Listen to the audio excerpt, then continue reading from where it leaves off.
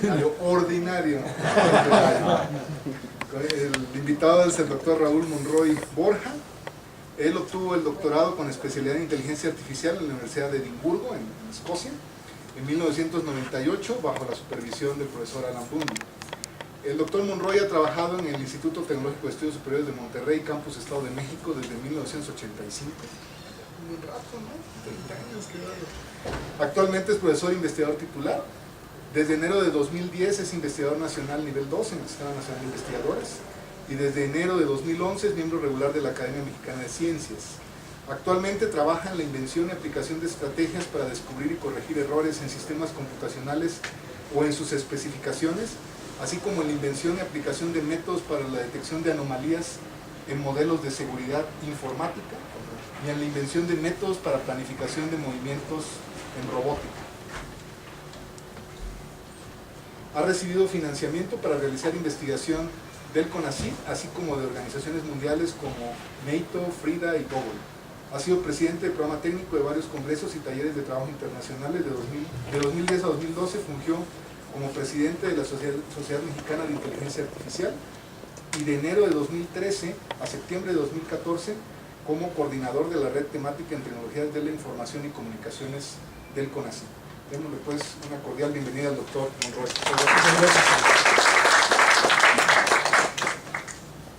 Bien, lo que voy a platicarles este día es sobre un conjunto de datos, lo llamamos WIL, que hemos venido desarrollando en pues, los últimos 3 años. Antes de comenzar les quiero agradecer por el esfuerzo. No sé cómo está el semestre aquí en el CINDESTAD, nosotros prácticamente ya terminamos, así que igual y ustedes están aquí en tiempo extra. No, de hecho estamos empezando el segundo cuatrimestre. Están empezando ahora, excelente. Estamos como cuatrimestre. Bien, esta es la motivación del problema. Digamos que estamos trabajando, digamos, en la oficina o en cualquier otro lugar, pero hay una red de personas externas o internas, y de pronto por alguna razón dejamos descuidado nuestra sesión, y lo que ocurre es que tenemos o nos podemos ver sujetos a un criminal gigante, ¿no? Que es en este caso pues un joven que de pronto captura nuestra sesión y bueno, a lo mejor trata de hacer algo con nosotros, ¿no? Tal vez robar información, dependiendo de la persona, ¿no? Igual y en el caso de un profesor tal vez robar un examen, o tal vez en el caso de una persona en general, pues no sé, su situación financiera o tal vez archivos de ese tipo. El problema pues es justamente detectar este intruso, se le conoce como impostor en la literatura, masquerade, y lo que queremos hacer es hacer esta detección de manera oportuna, tan rápido como sea posible. Como ustedes pueden imaginarse, el problema se estructura generalmente como un problema de detección de anomalías. Esto implica que debemos construir un perfil pues, del usuario, el cual pues, se construye a partir de un historial. Cualquier historial podría en principio servir. Y justamente la pregunta que normalmente hago en este punto es ¿cómo podríamos construir un perfil, ¿no? Evidentemente lo que queremos al final de cuentas es tener un clasificador ad hoc al perfil para evaluar de una muestra cualquiera si hay un puntaje de anomalía suficiente como para detectar o enviar una alarma. Evidentemente aquí es cómo construir perfiles, hay muchísimas maneras, ustedes pueden imaginársela, tal vez con el ritmo del teclado, tal vez a través de los comandos que se ejecutan, las páginas que se visitan, etc. Hay una gran cantidad de trabajo en el área, y particularmente nosotros lo que vamos a hacer es dar un recuento de este trabajo. Sin embargo, nos vamos a concentrar más en la parte de detección de impostores como tal, y bueno, lo que quiero mostrarles es, digamos, qué es lo que se ha desarrollado, cuáles son las limitaciones que nosotros observamos y por qué nosotros queremos introducir pues una nueva propuesta. Entonces, digamos que la detección de impostores en general se ha, por lo menos, propuesto desde los 80s. Justamente por ahí de los 85, en el 85, Deming propuso un sistema de detección de impostores, pero el tema como que se congeló justamente a finales de los 90s, principios de los 2000s. Hubo un conjunto de investigadores, Sean Lowe en particular, Matías, quien desarrolló un conjunto de datos que voy a explicar en este momento. Es básicamente una lista de comandos ejecutados en una sesión Unix. En principio lo que hizo Matías es quitar todos los argumentos y dejar únicamente el comando en sí. Y con eso desarrolló un conjunto de datos que incluye 70 usuarios. Para cada uno de estos usuarios colectó 15.000 comandos. Ustedes pueden imaginarse la cantidad de trabajo, de esfuerzo involucrada en el desarrollo de este conjunto de datos. Y bueno, no es sorprendente pues que de pronto en este conjunto de datos haya usuarios cuya actividad sea incluso por inspección visual por un ser humano, la encuentres un poco extraña, ¿no? Por ejemplo, un tren de comandos de longitud 50 o mayor ejecutando el comando CD. Entonces uno puede imaginarse que tal vez eran estudiantes ya un poco aburridos que tenían que llegar a la cuota, ¿no? O tal vez usuarios, no lo sé. El asunto es que colectó información de 70 usuarios. Después estos comandos fueron divididos en porciones que artificialmente Sean Lowe llama sesiones, y luego de manera aleatoria eligió 20, y esos 20 su misión era fungir como bandidos, ¿no? Eran los impostores, y los primeros 50, digamos, eran los usuarios normales. Se toman las primeras 50 sesiones, cada una, insisto, de 100 comandos, para construir un detector, un clasificador en este caso, si lo quieren ver, un clasificador que pudiera decir normal o anormal, y las últimas 100 sesiones se dejan para validación. La validación es básicamente tomar alguna de las sesiones de los que se comportan ahora como bandidos y contaminan bajo cierto esquema de probabilidad alguna de las sesiones que tienen los usuarios normales. Lo que quiero aquí mostrarles, y esta es una parte importante, es que los usuarios que actúan como impostores en realidad en ningún momento tenían una intención de ataque. Son usuarios que trabajan de manera ordinaria y lo único que está ocurriendo es que estamos contaminando una sesión de un usuario normal, reemplazándola por una de un usuario que elegimos que sea uno de estos impostores.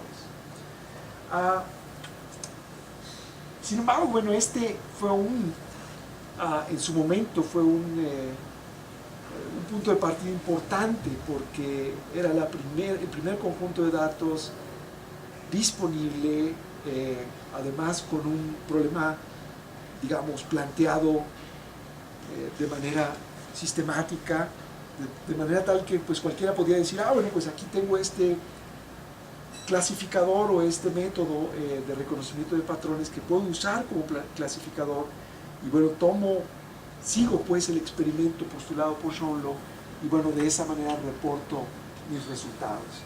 Entonces hubieron una gran cantidad de métodos. Aquí estoy mostrando algunos. Se consideran que los 3 primeros en principio son muy buenos. Sin embargo, estos 3, unicidad que propone Sean Lowe, que se basa en, digamos, qué tan único es un comando con respecto a una comunidad. Por ejemplo, un comando se dice que tiene popularidad 1 si solo un usuario la usa, y por lo tanto puede usarse ese comando como una manera de distinguir a ese usuario. Las gramáticas personalizadas y las frecuencias de comandos, pues las ideas centrales, digamos, detrás de estos es que tomas una secuencia de comandos, consideras que eso es un script, tratas de ver qué tanto aparece un script en particular dentro de un el historial de un usuario, y luego tratas de ver si ese script aparece en el historial de otros usuarios, y en función de eso tienes una función de evaluación que te permite distinguir qué tanto se parece una muestra o una sesión en comparación del perfil de este usuario, ¿no? Estos tres primeros métodos tienen la particularidad de que no son de una sola clase, es decir, construyen el clasificador no solamente considerando el historial del usuario, sino que consideran que el usuario pertenece a una comunidad y que toman información de la comunidad para tratar de contrastar o mejorar el desempeño del clasificador. Mucha gente considera que esto no es adecuado en el contexto. Yo comparto esa opinión y bueno, en los últimos dos justamente se muestran clasificadores de una clase. Stolfo en este mismo artículo donde muestra Bayes ingenuo lo que es también muestra un clasificador basado en SVM o máquinas de vectores soporte. Y bueno, creo que bueno, lo que voy a decir ahora es qué tan bien se desempeñan estos métodos. No sé si pudiéramos pasar a la siguiente. Esta es la curva que podrían ustedes encontrar en cualquier artículo. Más o menos dices, pues no se ven tan mal, ¿no? Los clasificadores, particularmente gramáticas personalizadas, pues cuando tienes un 1% de falsas alarmas, pues llega casi rasca el 90% de tasas de missing alarms, es decir, no pierde muchas alarmas, ¿no? En principio. Sin embargo, este es digamos, cuando se evalúa a cada uno de estos clasificadores usando el problema como lo planteó Shonlo, en donde, insisto, no hay atacantes. Cuando tú quieres poner a los clasificadores bajo condiciones de estrés y tratas de buscar un ataque, primero, que sea un ataque y además tratar de aprovechar las características de los usuarios, pues entonces las cosas cambian de manera radical.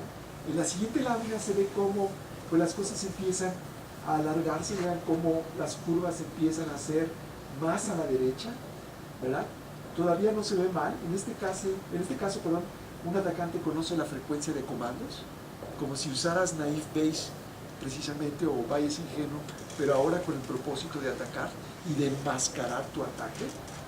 Si ahora, en lugar de únicamente conocer la frecuencia de comandos, conoces la frecuencia de los scripts que posiblemente usa un usuario, entonces las cosas se vuelven verdaderamente graves, ¿no? Entonces, en este caso particular, pues ya lo que ocurre es que verdaderamente los clasificadores lo hacen muy mal. Entonces, claramente aquí lo que la comunidad puede en un momento dado discutir, decir, bueno, no es el problema original. Pues claro, no es el problema original, pero el punto es que el problema original estuvo desarrollado de tal manera que, más que fortalecer el área de seguridad, fortaleció el área de clasificación de patrones o de reconocimiento de patrones. Entonces, obviamente esta observación pues no es una observación única. Hay muchos otros investigadores que han dicho, creemos que el experimento no está tan bien planteado como nosotros quisiéramos desde el punto de vista de seguridad, y bueno, entonces vamos a buscar nuevos conjuntos de datos, algunos que podamos pues decir que desde el punto de vista de seguridad hay algún avance. Y entonces, si quieres, continuamos. Entonces, bueno, pues hubo un estudio particular que resume mucho trabajo, que voy a aclarar un poquito breve, que es el trabajo de Maxion et al., que básicamente mira hardware y en particular ritmo en el teclado. Hubo gente que dijo, bueno, en lugar de pensar en todas las aplicaciones que ejecuta o los comandos que ejecuta un usuario, vamos a ver cómo interactúa con aplicaciones. Por ejemplo, cómo interactúa usando el mouse en una sesión de Word, o bien otras personas dicen, bueno, yo lo que creo es que los comandos pueden agruparse de tal suerte que no importa si alguien usa, por ejemplo, Emacs o edit, de todos modos el comando en general es edición. y puedo tratar de contrastar el perfil de un usuario contra un atacante en función de esta agrupación de comandos. Este es el trabajo de Stolfo, que publicó recientemente, por lo menos en los últimos 3 años. Entonces, déjenme mostrarles un poquito del estado del arte en ritmo del teclado. La observación que hizo Maxión fue, pues yo tengo un montón de trabajos que están, ¿verdad?, en la literatura, pero si yo quiero compararlos unos con otros, entonces resulta que no puedo hacerlo porque fueron desarrollados usando diferentes medidas. Eso no es grave, está bueno, pero hicieron consideraciones que no son uniformes. Por ejemplo, ¿estamos hablando de texto libre o es nada más una palabra en particular? Si lo haces en texto libre, pues las cosas se vuelven más complicadas. Entonces vamos a considerar un escenario más reducido y vamos a decir que en realidad ya el atacante conoce el password y lo que quiero distinguir es cuando el usuario coloca su password y el atacante coloca el password que ya conoce. ¿Okay? La pregunta es, ¿de qué longitud es el password? ¿Es el enter parte del password o no? Entonces lo que nota Maxión en su trabajo pues es que se usan diferentes técnicas de reconocimiento de patrones o algunas distancias. Sin embargo, no todos consideran la tecla del enter como parte del password. No todos usan las mismas medidas, ¿verdad? La longitud de los passwords no es uniforme y además el número de passwords capturados por usuario tampoco lo es. Entonces dijo él, bueno, voy a hacer voy a correr un experimento, voy a crear un conjunto de datos y voy a comparar todos estos detectores de una forma en la que se ajusta para ellos.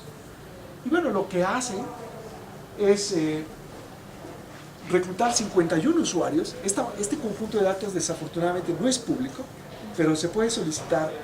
Maxión en general es una persona muy abierta, no lo pone al público, pero lo puede solicitar. 51 usuarios, cada uno con 400 registros de poner el teclado, de poner el password.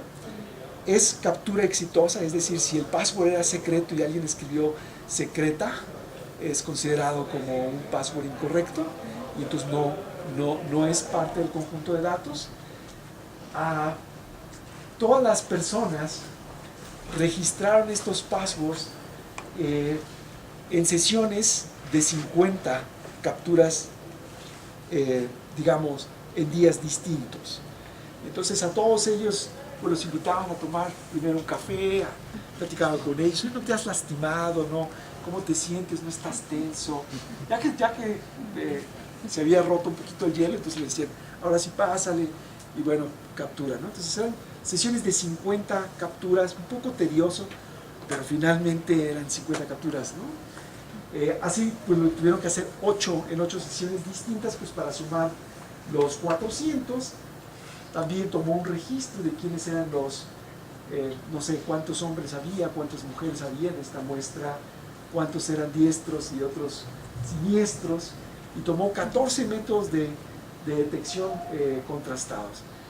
Aquí lo que quiero recalcar es pues el interés de la comunidad por verdaderamente, no sé, tener un conjunto de datos en donde tú puedas decir, desde el punto de vista de seguridad, el escenario que considero es más fiel a la realidad.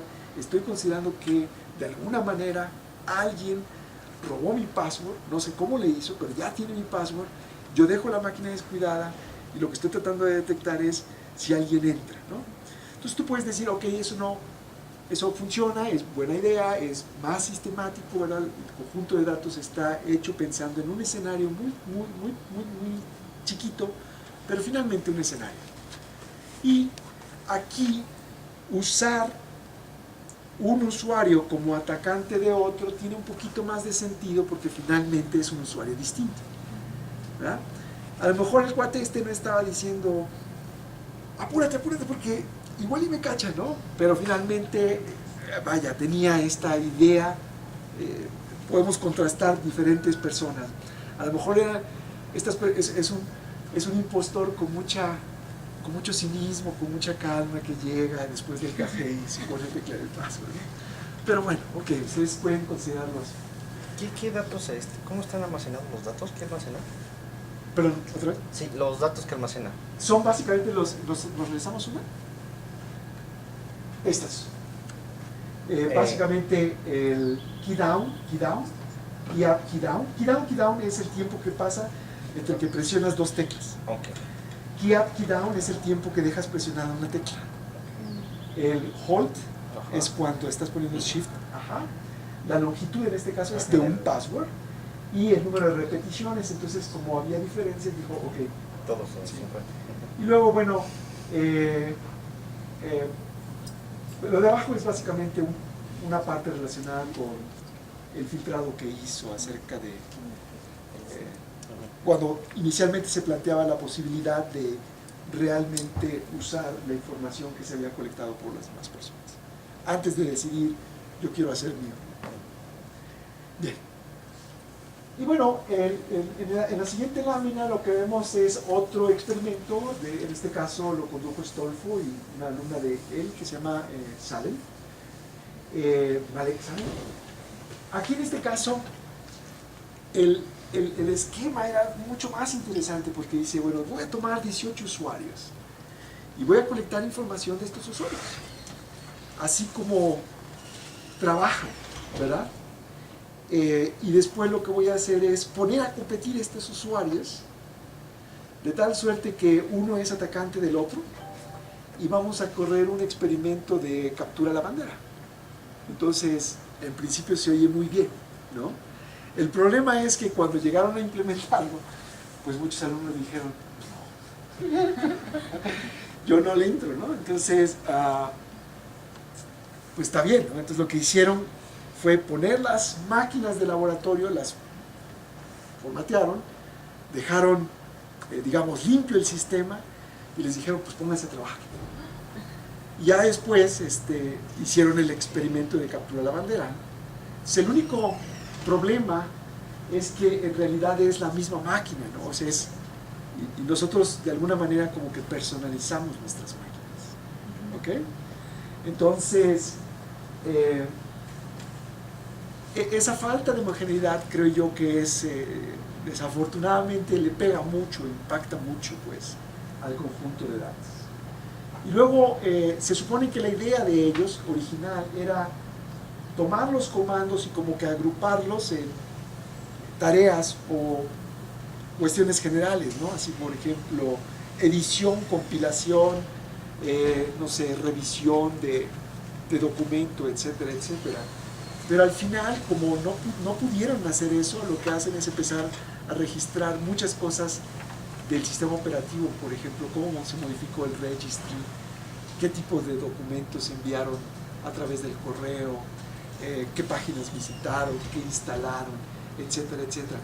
Y eso no está mal, el problema es que entre más colectas, pues también el desempeño de los sistemas puede bajarse, ¿no? Ya no deja de ser transparente, pues, el tener un detector de impostores instalado.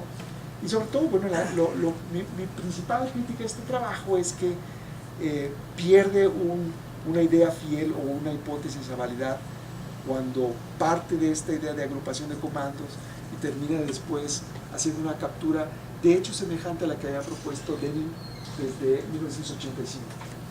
Entonces, nuestra propuesta finalmente, es decir lo siguiente, bueno, ¿qué es un usuario para un sistema operativo? Pues es una carpeta, es un folder. Entonces, aquí viene una decisión un poco, pues al principio a lo mejor no la consideramos tan bien, ya después nos dimos cuenta que había sido un poco fuerte, ¿no? En lugar de decir comandos, van a ser los documentos. Casi, bueno, de hecho, tiramos todo lo de comandos y nos centramos únicamente en documentos. Y aquí creo que, aunque tenemos la información, hemos seguido insistiendo en documentos, ¿ok? Pero tenemos la información tanto de comandos como de documentos. Y de hecho, bueno, parte de los trabajos que queremos hacer es ver cómo cambia la historia si tengo sujeto, acción, objeto y tiempo, por ejemplo, ¿no? O momento, pues. Entonces la propuesta es decir, bueno, pues un usuario, al final de cuentas, no importa dónde trabaje, en qué máquina trabaje, no es un folder, y tiene un conjunto de archivos. Y entonces yo puedo modelar al usuario mediante dos grafos, un grafo que de alguna manera va reconstruyendo el directorio que tiene el usuario en su sistema de archivos, y el otro grafo que me informa cómo voy accediendo de objeto a objeto o de punto a punto dentro de esta estructura. Y entonces pues es muy sencillo, lo único que estamos haciendo es actualizar los grafos, ¿verdad? Claro que para cada elemento del grafo tenemos información, por ejemplo, no sé, su nombre, su nombre es dado por una trayectoria, etcétera, etcétera. Y entonces lo que decimos es que usando o enfocando únicamente a los documentos que accede el usuario, debe ser suficiente o debe ser mucho mejor que en lugar de los comandos. Eso es lo que decimos. Inicialmente dijimos no solamente el qué, sino el cómo los accede. Nada más que el cómo los accede tecnológicamente es un poquito problemático, porque tendrías que ver cómo mueves el mouse, si accedes directamente a un elemento a través de la barra de herramientas, o no sé, muchas cosas, ¿no? Entonces esa parte no la hemos desarrollado aún, lo único que nos estamos centrando es el elemento que accede. Y bueno, pues que colectamos usuarios, ahí básicamente uno de mis estudiantes tenía conexiones con una empresa, llegó y una noche prácticamente instaló, con permiso y todo. Tenemos contratos de cada una de las personas que han participado. Obviamente hay más estudiantes. Y aquí, bueno, un agradecimiento va para Félix Castro, quienes trabaja en la Universidad Autónoma del Estado de Hidalgo. Él nos ayudó mucho en la colección. Lo que estoy mostrando aquí son los primeros 20 usuarios. Había de todo, desde gerentes, estudiantes, asistentes de oficina, etcétera, etcétera. Pero ahora tenemos el conjunto de datos, tiene 75 usuarios con otros 7 más por venir, pero de estos 75 usuarios probablemente, bueno, no probablemente, 3 tienen registros no muy completos. Y bueno, pues en el tiempo que empezamos todavía Windows XP se estaba usando. Ahora todos, evidentemente ninguno de los que censamos tiene ese tipo de sistema de archivo. Y bueno, ahí básicamente es para mostrar cuántos accesos tenemos, cuántos días capturamos. Si nosotros tomamos el historial y lo dividimos, estos accesos lo tomamos como una cinta y lo partimos en ventanas sin traslape. El número que aparece ahí, 1980, perdón, es el número de ventanas que tenemos. Y bueno, obviamente nuestros propios estudiantes han participado en esto. Y lo que hicimos después, fue después de capturar, pero antes de llegar a la parte de ataques, para cada usuario tenemos, pues obviamente les decía yo, un contrato de no confidencialidad de que sus datos no van a ser usados de tal suerte que puedan revelar su identidad. Pero sí conocemos el nivel de competencia en TI, el nivel de organización, el género, la edad, el rol. Aquí, por ejemplo, en el nivel de organización queremos saber qué tan organizado él se cree con respecto a, no sé, la manera en cómo coloca sus archivos en su sistema. Nosotros tenemos la idea, esta es una conjetura que todavía no podemos validar, que es mucho más fácil vigilar o proteger a un usuario que es muy organizado en la forma en cómo pone sus archivos, que otro que no, pero a lo mejor es al revés, ¿no? Todavía no hemos podido validar esto, estamos en el proceso de hacer un poquito de análisis de los datos para ver si se puede conjeturar algo por el estilo, pero no es trivial porque pues no puedes hacer minería de datos con 75 usuarios, ¿no? O sea, realmente son muy poquitos datos, ¿no? Entonces, en fin. Bien, entonces, ahora sí, para cada uno de estos usuarios lo que hicimos fue poner un ataque, simulamos ataques, son ataques simulados porque efectivamente verdaderamente no robamos información. Toda la información que colectamos se la dimos al usuario, ¿verdad?, en un USB. Pero es básicamente un ataque de captura a la bandera, y dijimos, bueno, vamos a simular 3 escenarios. Uno en el que de pronto en una ocasión encuentro que Carlos deja su computadora desatendida, le meto un poco a poquito y empiezo a ver qué trae, ¿no?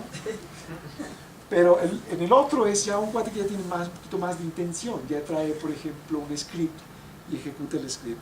Mucha gente dice, si ejecutas un script ya no es un impostor.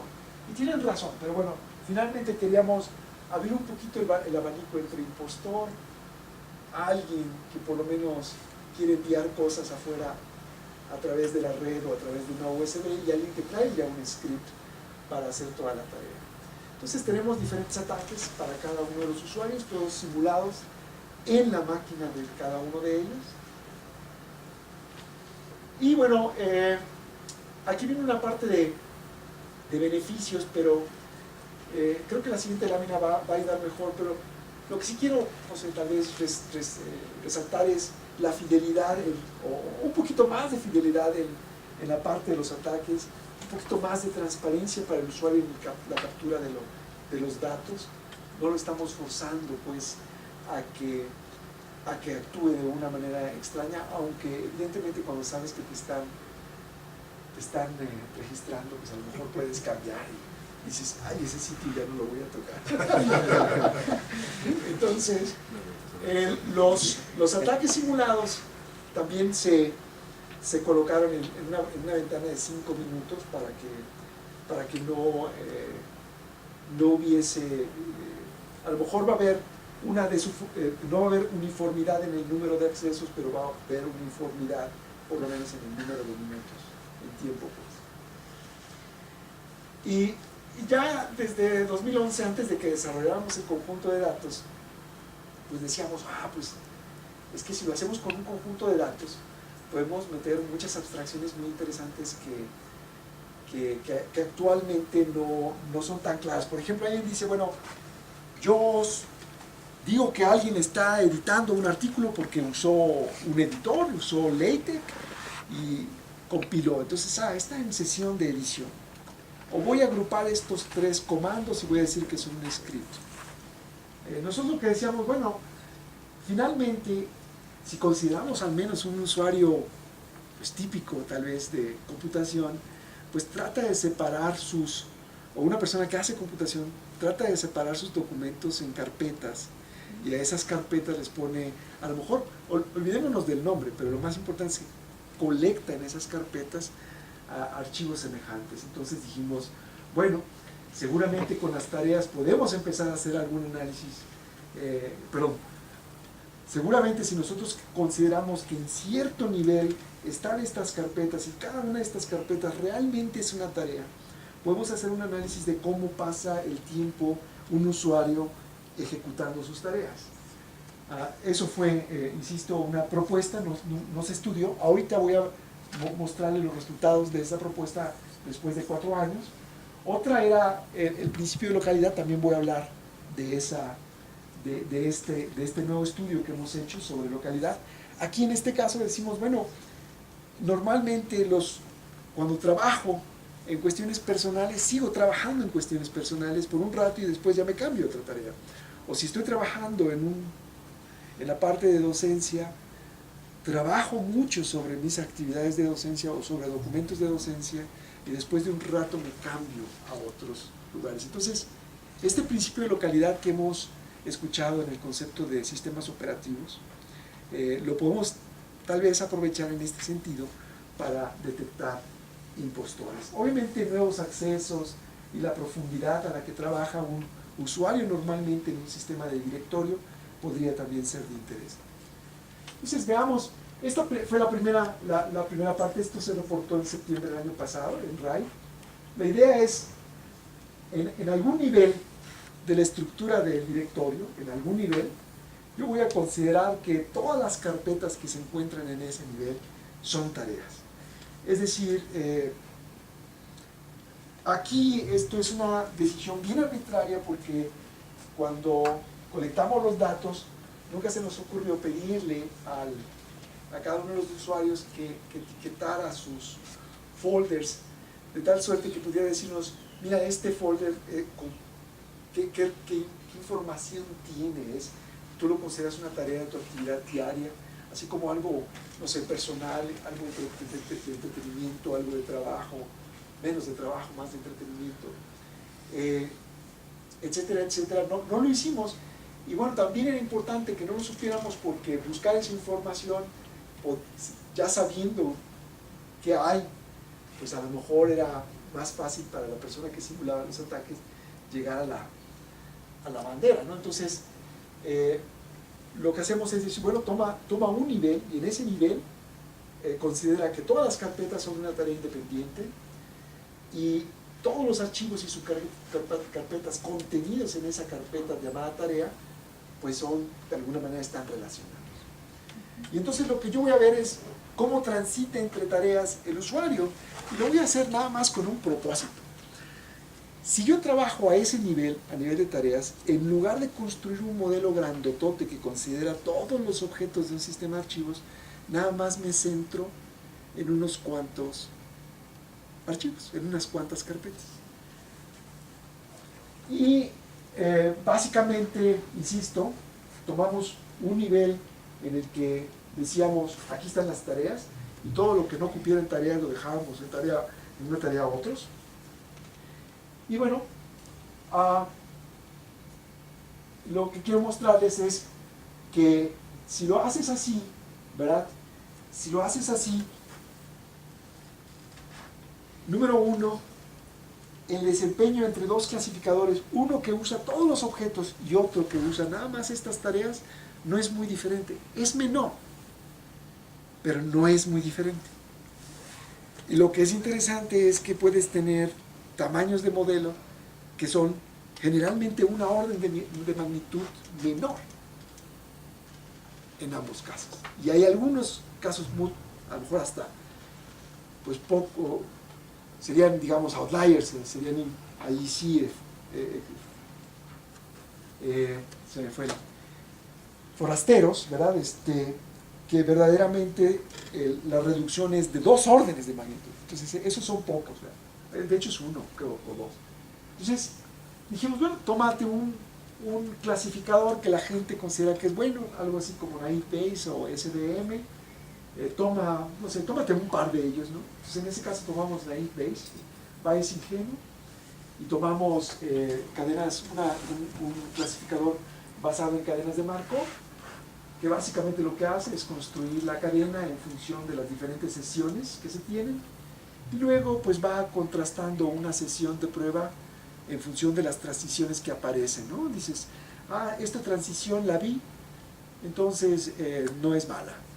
Esta transición no la vi, entonces la penalizo, ¿no? Entonces vas acumulando penalizaciones en el análisis de una ventana y al final de la ventana dices, esta ventana es anómala o no lo es. Y bueno, lo que es interesante aquí es que, digamos, el desempeño, olvidémonos de si es bueno o es malo, ese no es el punto. Es malo en general, ¿no? Es malísimo. ¿Por qué? Pues porque no puedes decidir vender esto, ¿no? Sobre todo porque el estándar que se quiere llegar es 99.99997, o sea, es como si fuera más o menos 4 sigma. Entonces, pues no hay forma, ¿no? Esto está, pero requete lejos de más o menos 4, ni siquiera de más o menos 2 sigma, ¿no?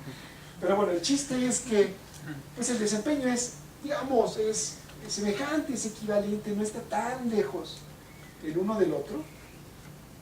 No podemos decir que uno es mejor que el otro, de hecho. Tanto para Naive Bayes como para cadenas de Markov. 8.492 contra 8.285. Pues no podemos decir que uno es realmente mejor que el otro. Obviamente esto es en promedio.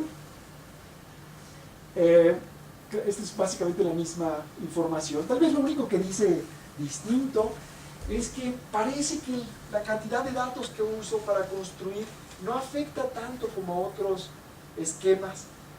o como a otros, por ejemplo en el caso de comandos, ¿verdad?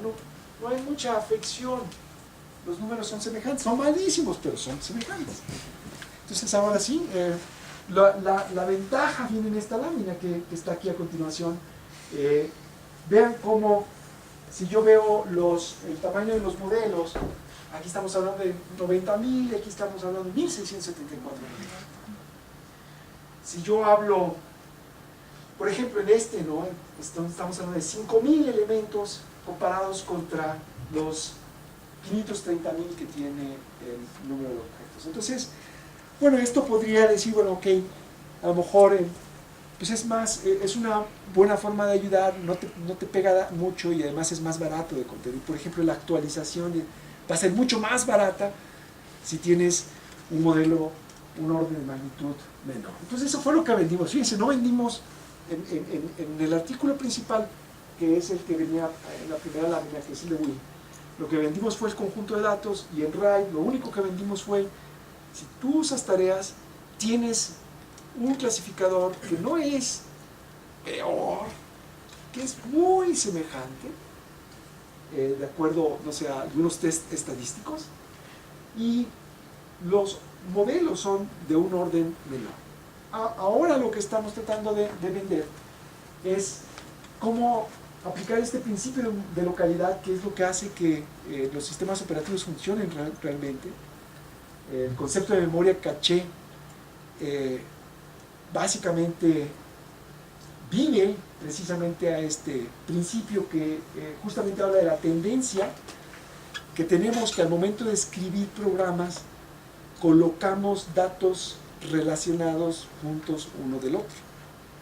Y entonces hay dos tipos de localidades: la espacial, que dice que, bueno, que si tú accedes a un elemento, es muy probable que elementos que están alrededor también van a ser accedidos.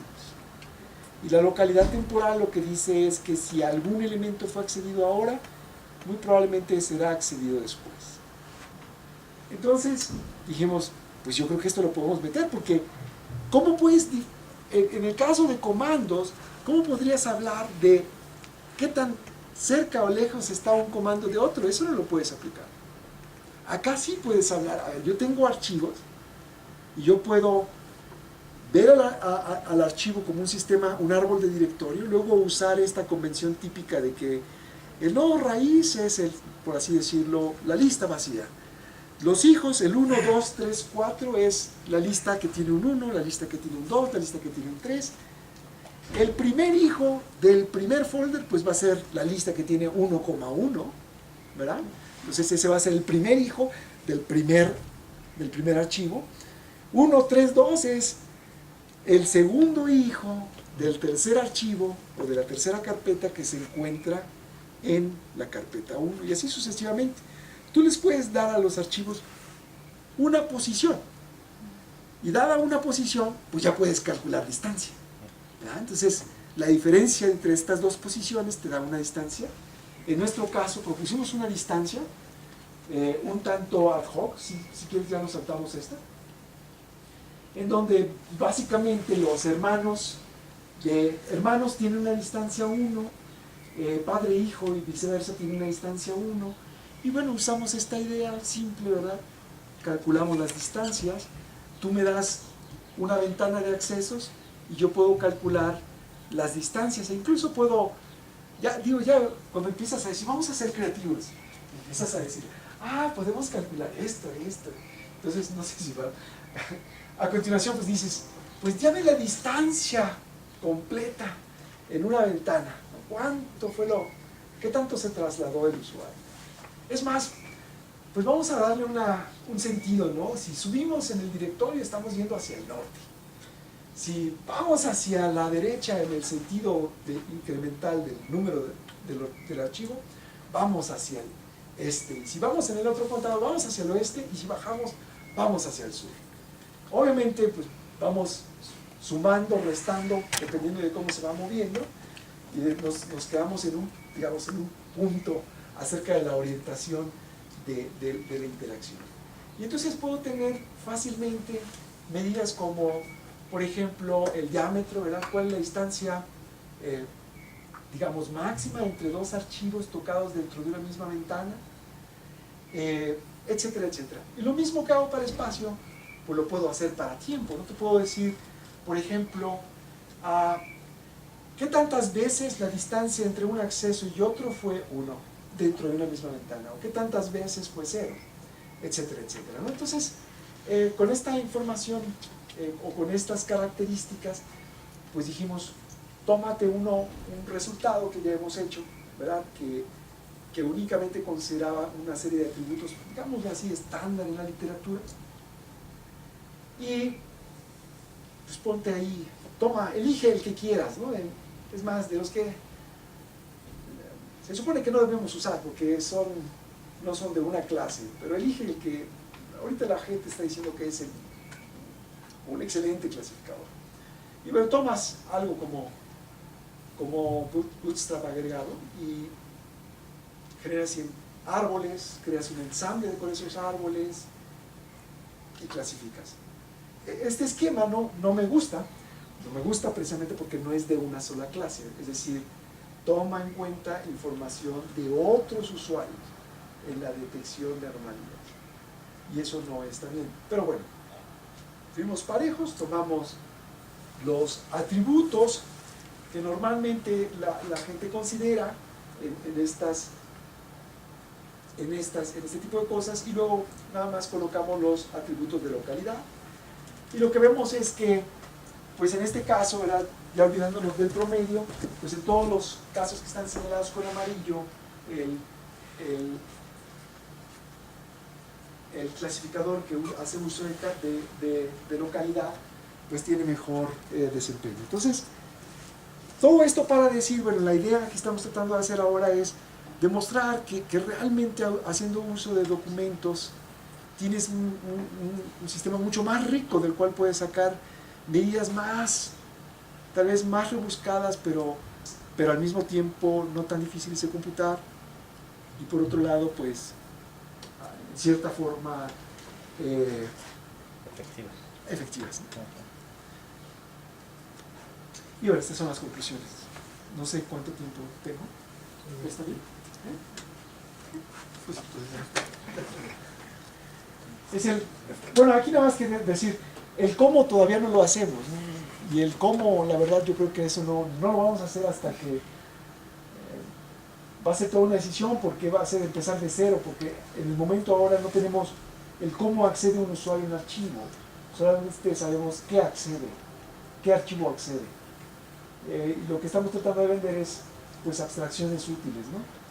Además del conjunto de datos, que tiene la particularidad de que posee ataques que, pues, son más fieles a la realidad, tal vez. Ahora sí, Carlos, perdón. ¿Preguntas? De este lado. Bueno, ya me dirá usted si han intentado este acercamiento o si alguien más lo ha intentado, porque aquí lo que veo es que este tipo de sistemas no depende tanto del tipo de clasificador, sino como de las entradas que se le den al clasificador para hacer una correcta clasificación y lograr encontrar a los impostores o no. Entonces, no sé si ya se haya intentado con la forma de clasificación por palabras introducidas, que sería un acercamiento casi humano, que es lo que se hace, por ejemplo, en los sistemas de chat, donde un impostor puede ser encontrado, al menos normalmente un humano es lo que hace, por la forma en la que escribe y por las palabras que utiliza, ¿no? Podemos ver que una persona no es la misma persona si, por ejemplo, en lugar de el que normal, por ejemplo, en un sistema de chat, utiliza nada más la Q. O hace referencia a palabras que normalmente esa persona no estaría utilizando, o no utiliza palabras que esa persona normalmente utiliza frecuentemente. Sí, ese esquema digamos, yo recuerdo por lo menos un trabajo que se ha estudiado algo semejante, pero en redes sociales. Lo que pasa aquí, el problema es que normalmente un atacante, un impostor, en el contexto de una máquina, no va a editar textos. En cambio, un atacante que quiere nada más molestarte en redes sociales, él sí va a editar textos, ¿no? Generalmente ese tipo de ataques se da en abusos de confianza o cuando pierdes el celular y dejas la sesión abierta. Ahora mismo la gente dice, pues si voy a atacar el problema de impostores en celulares, voy a usar todo lo que pueda. Y en este caso están usando no tanto palabras, sino por ejemplo usando los sensores para ver la forma en cómo normalmente traes un poco de ritmo, la cadencia que usas al caminar. Es chistoso, pero bueno. Posición, ¿verdad? Nosotros estamos incursionando en el tema y estamos metiendo niveles de atención, pero la idea es tratar de detectar si alguien tiene tu celular. Y ya nos olvidamos de la parte de redes sociales, porque es un contexto de una aplicación. Pero sí, es algo... he visto un trabajo, pero no te podría decir en este momento los detalles. Tendría que preguntarle a mi estudiante. Ok, gracias. ¿Las preguntas? Adelante. Mencionabas este componente psicológico de cuando alguien te dice te voy a espiar o bueno, te voy a registrar, cambias tu actividad. ¿Crees que esto qué tanto impacta esto en la investigación? No solo que ustedes están desarrollando, entiendo que las otras personas, los otros investigadores también informaron a los usuarios de Claro. esto, ¿no? ¿Crees que esto impacte? Porque igual también el que espía, el intruso, no recuerdo cómo le llamas, pues también, o sea, no se va a comportar como realmente se comportaría un intruso, ¿no? Claro. ¿Crees que impacte mucho y qué se te ocurre para mantener la investigación ética y darle la vuelta a esto? Claro, ahí realmente es más tiempo de observación. Es decir, yo esperaría que después de cierto calentamiento, por así decirlo, ya si la herramienta es poco intrusiva, si tú realmente no notas que estás siendo vigilado, si no notas que, ya llegó el cuate ese cada semana a recopilar datos. Tengo que ponerme, tengo que cambiar un poco. A ver, bórrale antes de que llegue, ¿no? Porque sí nos dimos cuenta de gente que borraba datos y esas cosas. Porque finalmente quedaban en el log, ¿no? Entonces, pues, ni modo, dices, ok, ¿no?